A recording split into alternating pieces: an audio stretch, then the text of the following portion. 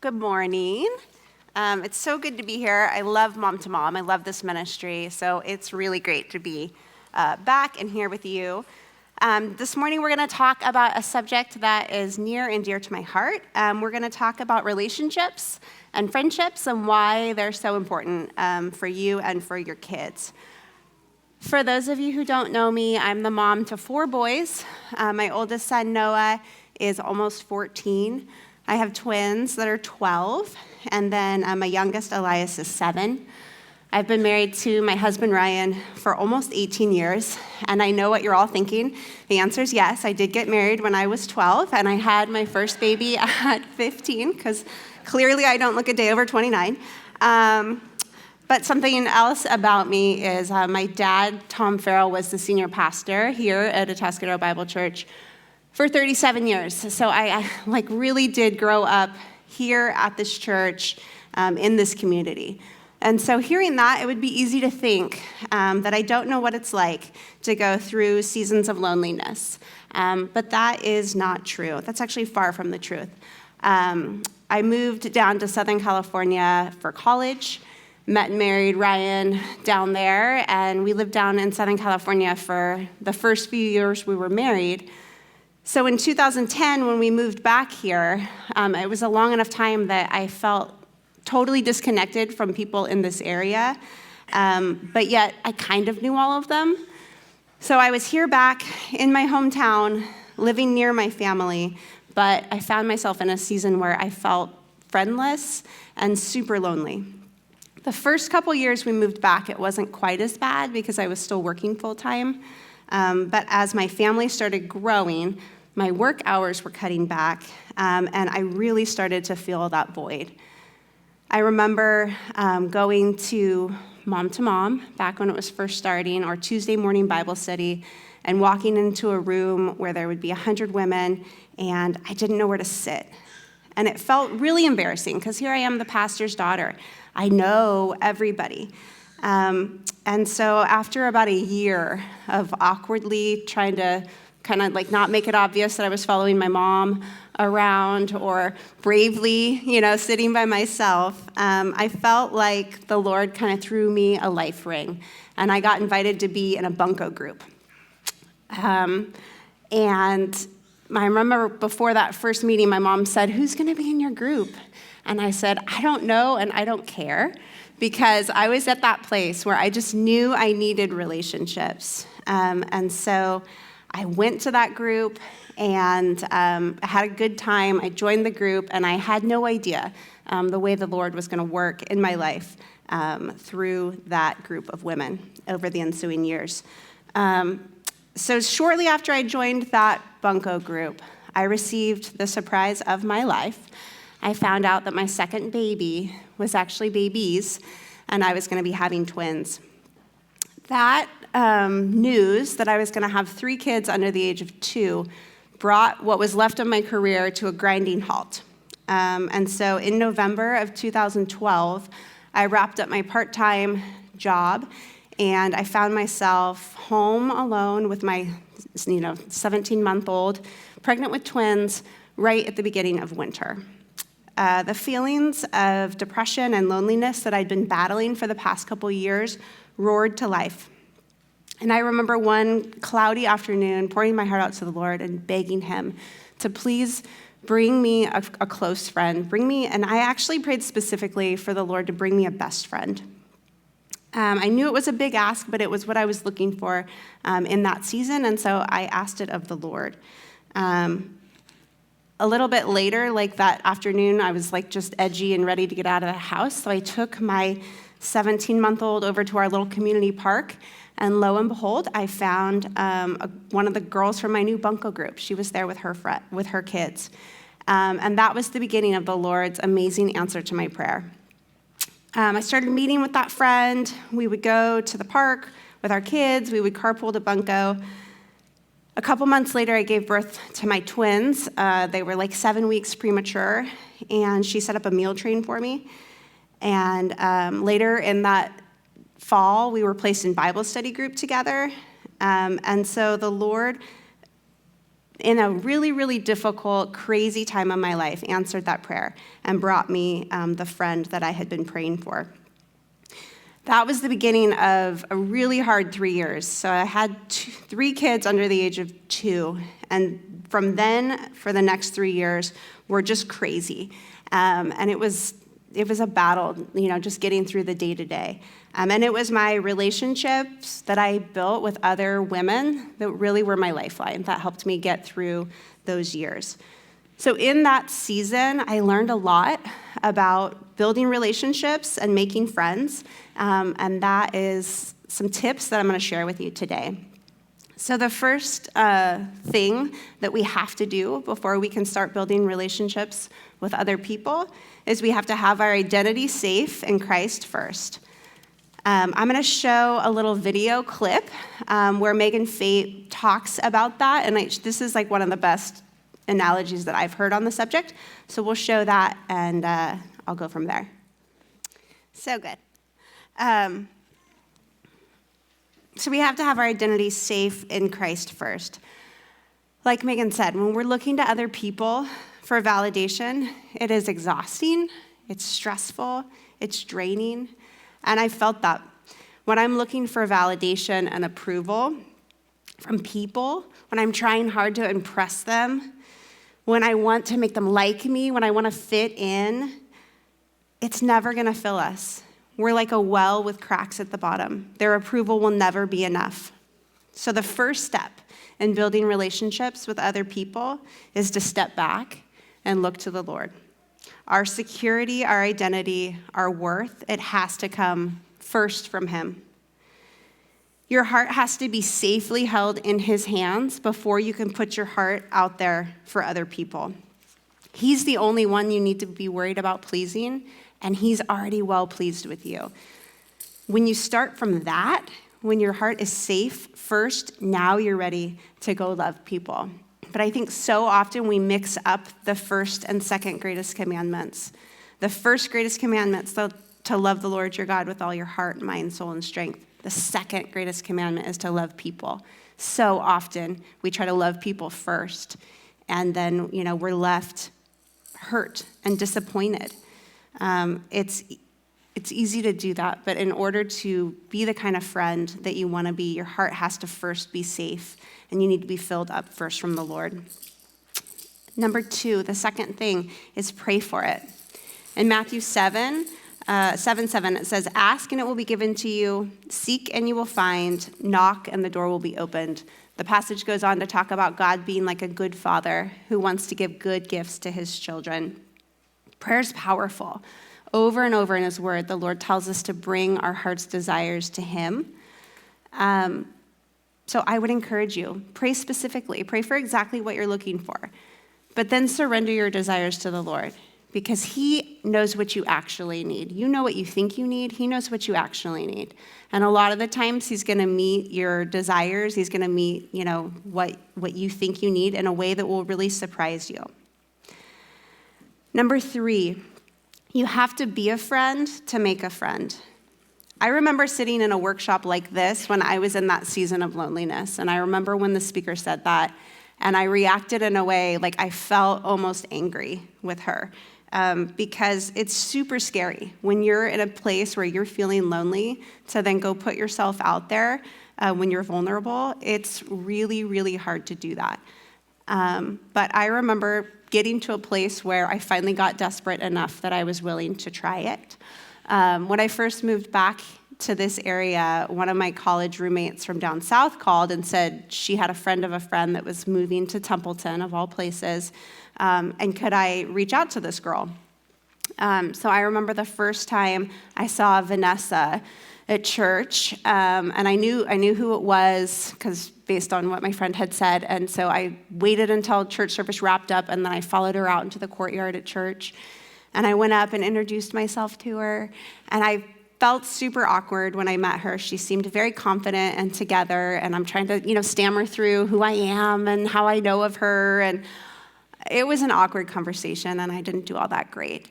And then at the end, I gave her my phone number, and later, I thought like, oh, that was so stupid. You're not supposed to give people your number. You're supposed to get theirs. Like, that's the way you do this. Gosh, I blew it. She's never going to call me, and there went my attempt. But lo and behold, like a week later, she texted me and we got together. And it was the beginning of us getting to be friends.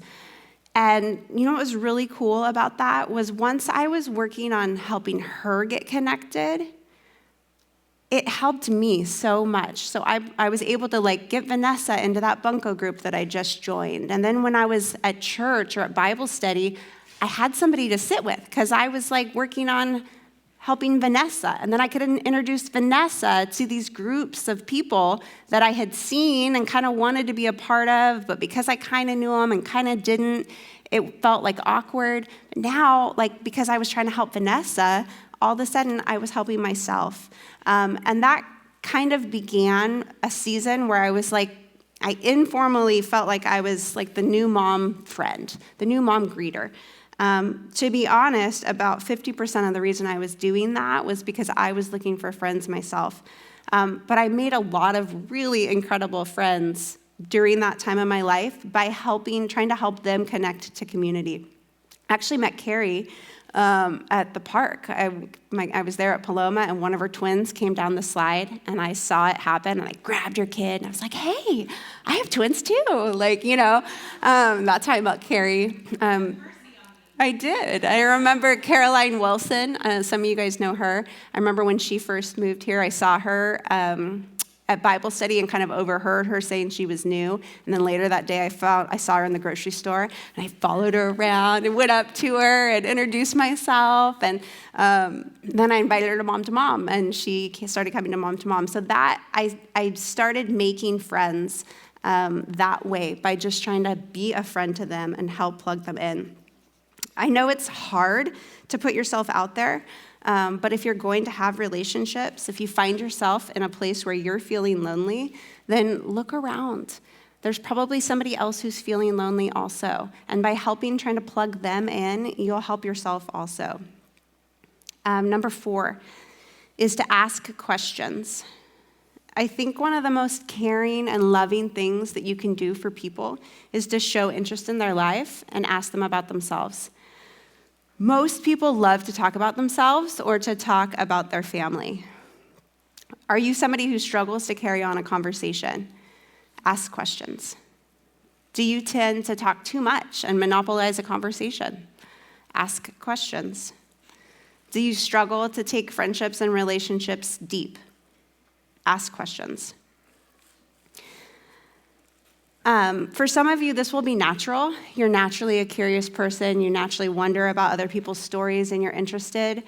For other people, it's a skill that will need to be developed. Most of the time before I go and get together with somebody, go for a walk or whatever, I'll try to think through the last time that I saw them and think about what we talked about. Think about what was going on in their life.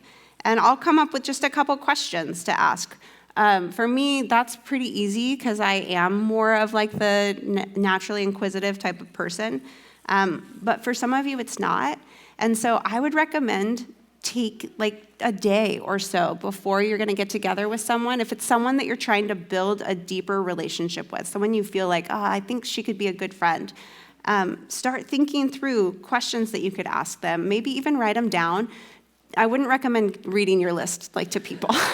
So not in that way, but just so that you can brainstorm. But remembering something that somebody told you from a previous conversation and asking them about it shows intentionality, and it helps people feel heard and valued when we do that.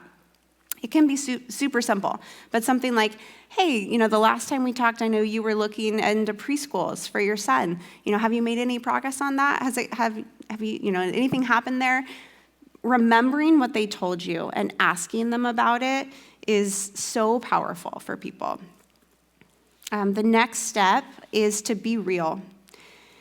Interestingly enough, it's not necessarily the lack of relationships that can sometimes make people feel lonely. Sometimes we're lonely because we don't feel like anybody really knows us and knows what's going on in our hearts. So while it's hard and a little bit scary to be honest with people and to let people in close to you, If this is somebody that you feel like you're really trying to build a close relationship with, it's absolutely necessary. And it's in doing that you're going to take away that sense of aloneness that you might be feeling. It is a big risk, though, to open yourself up and to be real. So that is why steps 1 and 2, having our identity safe in the Lord and praying about it, has to be taken first.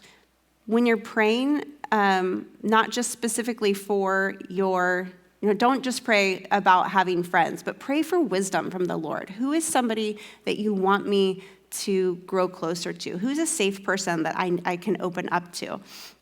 You don't have to make yourself vulnerable to absolutely everybody.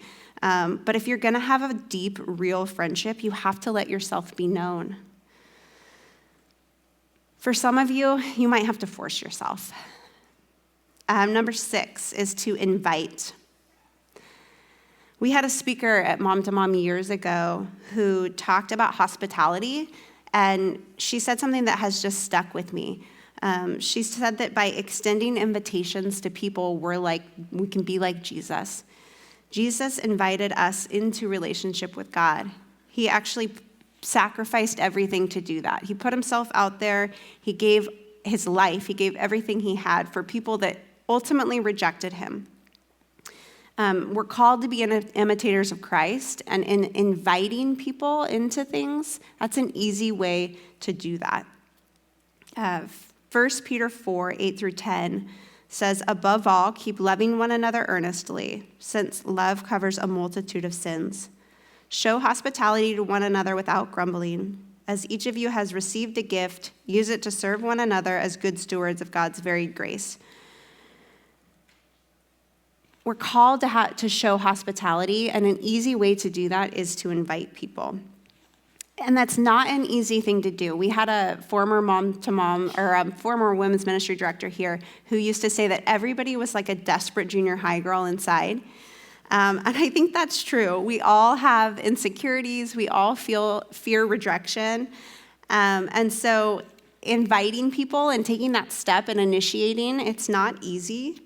But it can be just a step of obedience. And sometimes I think we make it harder than it needs to be. We think of hospitality, we think you need to have like another family over for like a sit-down dinner at your house. And it doesn't have to be that. Inviting people can be really easy. I think the easiest way to do it is think about what you're already going to be doing this week. Are you going to be going to the park or the zoo? Are you going to the gym? Are you taking a walk? Are you taking your kids to the beach or going to gymnastics? Whenever I'm doing that, I will just kind of like send out a big group text message and say, on Wednesday, I'm going here. If anybody wants to come, you're welcome to join me. Just invite people into what you're already doing. But, like talking about your house, people don't care what your house looks like at the same time. People want to be invited. They want to be thought of and desired and welcomed. So remember step 5, we were trying to be real. I'm not saying invite people over when your house is like an absolute wreck, but trying to have that, having that standard where you won't let anybody come over unless everything is perfect, unless everything can look perfect, will be a barrier that's going to keep you from relationship. So it can be your house, and don't put that pressure on yourself that everything has to look right all of the time. Number 7 is say yes. When someone that you're wanting to build a relationship with invites you to do something, say yes. Take it at face value. They would not have invited you if they did not want you to come. So if it's at all possible for you to be there, say yes. It's usually not going to be exactly what you want to do at the most convenient time. But if you can make it happen, then do it. And if you can't make it happen, if you can't go to whatever they invited you to do, propose a different time to do it, or invite them to something back. Because I'm an extrovert, and I'm pretty outgoing, and I'm good at inviting people. But if you tell me no like 3 times in a row, I will stop inviting you. And I'm like on the extreme side of extroversion. So if somebody invites you and you say no, that might be like their attempt, and now you just shut that down. So invite them back if you can't go. the Lord is going to give you different kinds of friends. So that's number 8. They're different kinds of friends. The Lord gives us friends for a reason sometimes. Sometimes he gives us friends for a season. And sometimes he does give us friends for a lifetime. This is key. People are going to come and go throughout your life. Sometimes the Lord brings people into your life for a reason. A couple years ago, I did Celebrate Recovery with an amazing little group of girls. And for 9 months, we met weekly. We were each other's accountability group. We texted. We would meet individually. We'd meet as a group. We were really close. And I love those girls. Those girls will always have a super special place in my life. But only one of them am I still close to on any sort of regular basis. The Lord brought us together at that time for a reason. Friends are going to go through lots and lots of seasons. As your kids get older, you and they are both going to go through a bunch of seasons. You're going to have friends because of preschool, friends because of sports teams, friends because of where you live. Some of those relationships, you're really going to find people that you click with, that you like. Those relationships will go deep. Lean into them. Enjoy them. But then sometimes your season will change, and maybe one of you moves, somebody gets a job, your kids aren't in the same class that next year, and you find that you're not as close. Oftentimes, we really take that personally, and it hurts us. We get hurt and angry about losing a friend. And I would just ask you to consider that maybe that person was only meant to be your friend for a season. Our friendships with other moms specifically are going to wax and wane like the moon, okay? So sometimes you're going to have people that you're going to get really close to for a while, then you're going to go through a season where you're not as close, and then the Lord might bring them back again. Hold on to your friendships, be faithful and loyal, but have loose hands. Let the Lord move people in and out of your life. Again, your confidence and your security can't come from people. It can't come from your friends. Sometimes we try to hang on really tight to a friendship that was only meant to be a season, and in the process of doing so, we miss what could be right in front of us. Remember that silly little song we used to sing when we were kids? Make new friends, but keep the old. One is silver and the other gold. Don't miss a new season. Don't miss a new friend because you're trying to hold on too long to something that doesn't fit anymore. And maybe right now you're in a season where you're not lonely. In fact, you feel overwhelmed by the amount of people in your life and the amount of people that you're trying to do relationship with. It's going to change. It will constantly go through ebbs and flows. Even when you feel like, gosh, I can't imagine ever feeling lonely again. This is great. Just wait. You'll be back there at some point because kids' schedules change or your job changes or something changes. The Lord will give you friends for a lifetime, but in my experience, those friendships are rare. They're so sweet and so precious, but you're probably only going to have anywhere between 1 and maybe 4 friends that are you're going to be your friends for a lifetime. But I would just say, don't miss out on all the different people that the Lord wants to use in your life and the different seasons that you go through. The next thing, expect rejection, hardship, and failure. Nothing worth having comes easy, right? Friendships are no different. Relationships are messy because people are broken.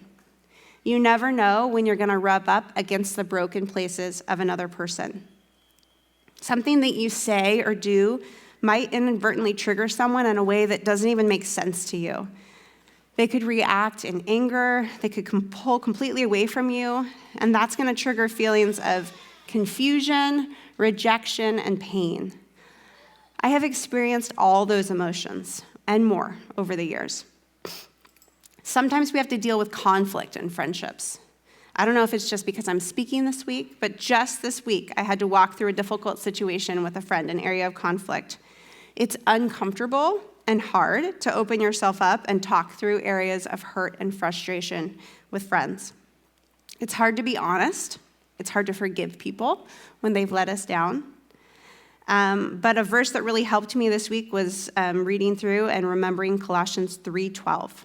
Therefore, as God's chosen people, holy and dearly loved, Clothe yourselves with compassion, kindness, humility, gentleness, and patience. Bear with each other. Forgive one another. If any of you has a grievance against the other, forgive as the Lord forgave you. And over all these virtues put on love, which binds them all together in perfect unity. Most of us hate conflict, and we would rather avoid it. But sometimes, in order to have close relationships with people, we either have to go to battle for a relationship or it will die. Lisa TerKeurst wrote a book called Unglued, and she talks about how, yes, there's absolutely wisdom in not speaking in anger, in extending grace, being patient with people. But sometimes hard feelings just won't dissipate after time, and you have to have open dialogue with friends or you'll begin to harbor bitterness. And when you stuff your negative emotions over and over and over again, you start to build barriers in your heart. And your friends won't understand why you're pulling away from them. Relationships that are deprived of honesty and open communication will shrivel and die. Sometimes the most loving thing that you can do is be willing to engage in a difficult conversation. I've had conversations go really well and bring relationships back to life. I've had conversations not go well. But because of loving people deeply, I've experienced pain and rejection. Friends are hard work. It's almost never going to be convenient when your friends need you, but you have to be willing to sacrifice for other people. You have to lay down your own agenda and show up. It's watching their kids, it's taking them a meal, it's answering the phone when you don't feel like it and having a conversation. It's going for a walk when you just want to stay home. Proverbs 17:17 says a friend loves at all times. Being a friend means being willing to engage in people's mess. I've sat on the floor and cried with a friend literally minutes after her husband told her he was having an affair. I have curled around a friend and held her right the morning after her mom died. I've been the support person with someone who was telling their pastor that their marriage was falling apart. I have sat in a hospital room with a friend moments after she received bad news. Being a friend isn't easy. It means being willing to show up, and it means engaging in the mess of other people's lives. It means being patient while your friend battles depression, and she's not as much fun as she used to be. Sometimes it's walking into that darkness with them and battling for them, just so that they know that they're not alone. Of course, you have to have boundaries, and you need to keep your priorities straight. As a believer, as wives, as mothers, our priority has to be the Lord, our husbands, our families. Friendships come after that. So I'm not advocating that you abandon all of your responsibilities or continue in friendships that have become unhealthy, but I am telling you that relationships are going to require work and self-sacrifice. Let people in. You also have to allow yourself to receive from other people. I've tried to be friends with people who only want to give to you, who don't let you give to them, and that one-sided relationship will only go so deep. You have to let other trusted people into your life and be willing to do life with other people. Work harder, not smarter, right? Let your friends pick up your kids for you. Let trusted adults become part of your, another trusted adult, another great family in, and do life together. Create communities where people work together. Right now, between all of my boys, we are on 7 sports teams. 7. The only way that this is possible at all is because I have created communities of support in each and every one of those things. And we're doing carpools and we're working together. Doing that fosters friendships for our kids. They build social skills by spending time with other trusted adults. We have to be willing to, you're not meant to parent alone. And in order to not parent alone, you have to let other adult role models influence your kids and influence their lives. So as your kids get older, be willing to let other people into your lives. Ask for help when you need it. You can't only be the type of friend that gives. Relationships have to be a give and take. And then finally, lean into the Lord in seasons of loneliness. He is the only one who will fill you and sometimes he's going to leave your heart unfulfilled with relationships with other people for a reason. In John 15, Jesus says, I am the true vine, and my Father's the gardener. He cuts off every branch in me that does not bear fruit, while every branch that does bear fruit, he prunes, so that it will be even more fruitful. A little over 6 years ago, the Lord worked in my life in another unexpected way. The relationship that I talked about, that I had prayed so much for, ended. And it was a disappointing and painful experience. But throughout that time and now, I can see, looking back, how unbelievably faithful and good the Lord was. Shortly before that relationship came to an end, the Lord brought my cousin back into my life. We had been like lifelong best friends, done everything together through college. But after getting married, we just kind of went through a weird patch in our friendship. And so we had like a 5 to 7 year period where we weren't very close. But that relationship was restored, and he brought my cousin back into my life before the other friend left. And over time, the Lord allowed me to have that close friendship while I was building relationships with other women. So by the time he took that friend out, he had brought a bunch of other people in. So it was still devastating and heartbreaking when I lost that friend that I had prayed for, but I had other people who were there to step up during that time. I used to have one friend that I did all of the things with. We went to events together, we vacationed together, we ran together, prayed together, all of those things. And now I have different people who fill that role. So it was like the Lord allowed me that when I needed that during that time. And then by the time he pruned that relationship, now I'm at a point where I don't feel like I need to have that one other person. The Lord is the only one who will never leave us.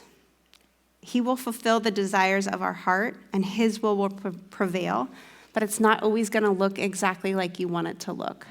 But the Lord is the gardener, and we need to trust him. Let him prune in this area of your life with relationships. Pruning sometimes is painful, but your job is to cling to him. He is the vine. Offer him your fruit and don't hold back. It is worth it. Someday, when we get to heaven, the only thing that's going to be there is the Lord and other people. Relationships matter because only people are eternal. As Christians and the family of God, it's supposed to be our community, our love for one another, that draws other people to the Lord. I can promise you throughout the process, you will get hurt. It's going to take longer than you want it to take and cost more than you would have wanted to pay, but it's worth it. Do not give up. The Lord will be faithful, but you have to be looking for his faithfulness. My story could sound so much different if after that season of loss and rejection, if I would have quit and pulled back. It hasn't been easy, but the Lord's faithful. And even though it's hard and I have been hurt, I've not stopped pursuing other people and friendships because I trust the Lord and I trust the gardener in my life. I would urge you, do the same. Don't let your fears or the hurt that you've experienced in the past hold you back. Surrender to the Lord and continue to put yourself out there. Is there somebody that you need to make amends with? Is there someone that you need to reconnect with? Do you feel like the Lord's calling you to reach out to someone? Do it. Trust the gardener. He is faithful, and you can leave the results up to him. You just have to be obedient to what you feel like the Lord's asking you to do, and the results are in his hands. I would encourage you, ladies, this matters so much because your kids are watching. Your kids see the way you spend your time. They see who you spend time with. They will learn how to sacrifice for other people. They'll learn how to engage in conflict by following our example. The example that you set as normal is what they're one day going to strive for themselves. We have to model following through on our commitments, engaging in community, trusting other people, standing up for what we believe in. We've heard the saying, more is caught than taught, right? There's research coming out on Generation X that's terrifying. They're said to be the loneliest generation. So that's like the kids that are, I don't even know what the exact age range is, but like, what is it, Nicole?